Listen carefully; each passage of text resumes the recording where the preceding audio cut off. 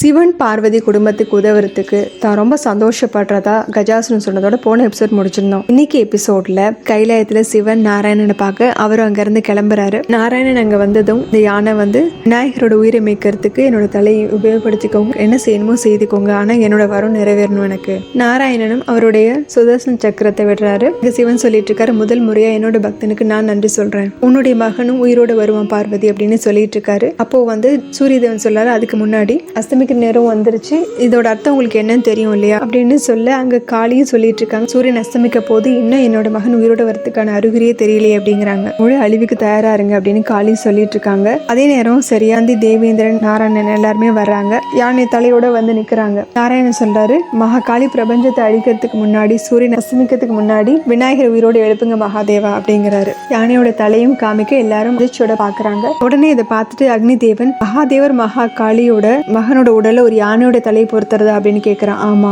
இதனால விநாயகன் ஞானமும் பெறுவான், விவேகமும் பெறுவான், அதோட சங்கடங்களை தாங்கிக்கிற பொறுமையும் அவனுக்கு கிடைக்கும், பிரபஞ்சத்துக்கும் பாடங்கள் கிடைக்கும். சிரத்தால் அகம்பாவத்தோட இருந்தா, கௌரியோட புதல்வனா இருந்தாலும் அது அழிவைத்தான் கொண்டு வருங்கிறது எல்லாருக்கும் புரியும். கஜாசுரன் மாதிரி பொறுமையா இருந்தா அந்த சிரம் துண்டிக்கப்பட்டாலும் மீண்டும் இது மாதிரி உயிர் பெறும் அப்படின்னு சொல்ல எல்லாரும் சமாதானமாறாங்க. அஸ்தமிக்க ஆரம்பிக்குது. இங்க காளி அதை கவனிச்சிட்டு இருக்காங்க. சிவன் அந்த தலையை கொண்டு போய் விநாயகரோட உடல்ல பொறுத்துறாரு. சிவன் தன்னோட சக்தியை செலுத்தவும் அந்த உடலும் அந்த தலையும் இணைய ஆரம்பிக்குது. இங்க சூரியன் மறையவும் இங்க காளி ஆயுதத்தை தூக்குறாங்க பிரபஞ்சத்தை அழிக்கிறதுக்கு. அப்ப அவங்களோட காதுல தாயே அப்படிங்கிற குரல் கேக்குது. ஆர்வத்தோட திரும்பி பாக்குற பார்வதிக்கு விநாயகர் உயிரோட இருக்கிறது தெரியுது. உடனே விநாயகர் என் மகனையும் சொல்லிட்டு காளி கைலாயத்துக்கு பாக்குறாங்க. அங்க விநாயகர் அவங்க முன்னாடி வந்துட்டு இருக்காரு. இவங்களும் பார்வதியோட உருவத்துக்கு மாறுறாங்க. விநாயகர் யானையோட தலையோட அவங்க முன்னாடி நிக்க தான் உருவாக்குன விநாயகரையும் இவரையும் யோசிச்சு பாக்குறாங்க. அவங்க கண்களுக்கு கண்ணீர் வருது. பார்வதி என்ன பண்ண போறாங்க அப்படின்னு எல்லாருமே ஆச்சரியத்தோட பாத்துட்டு இருக்கு. விநாயகர் அவங்கள அம்மானு திரும்ப கூப்பிடவும் அவங்களோட கோபம் மறைஞ்சிருது. நீங்க ஏமா அமைதியா இருக்கீங்க, என்னோட இந்த வடிவம் உங்களுக்கு பிடிக்கலையா அப்படின்னு கேட்டதும் பார்வதி கண்ணீரோட, இல்லப்பா,